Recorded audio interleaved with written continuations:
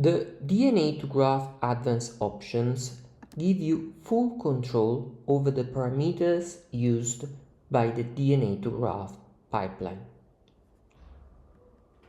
The default parameters have been optimized and validated for the acquisition settings described in the documentation section of the DNA2Graph website. If your images were acquired under different conditions, some parameter tuning may be required.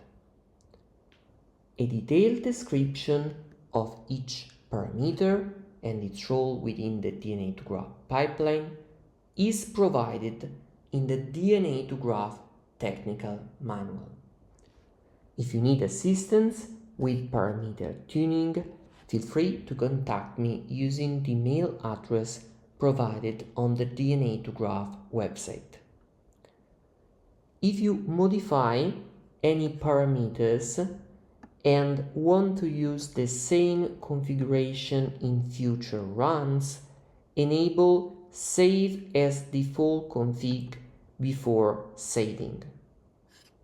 The modified configuration will persist across future runs. At any time, you can restore the original DNA2Graph settings by clicking Reset to Defaults and saving with Save as Default Config enabled. Note that parameters used when the Train Segmentation Pipeline option is enabled are independent of those used when the option is disabled. If you use the DNA2Graph command line interface, you can provide a custom configuration file in JSON format using the config option.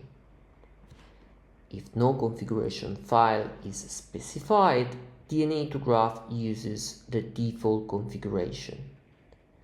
The JSON file corresponding to the default configuration is available in the documentation section of the DNA2Graph website.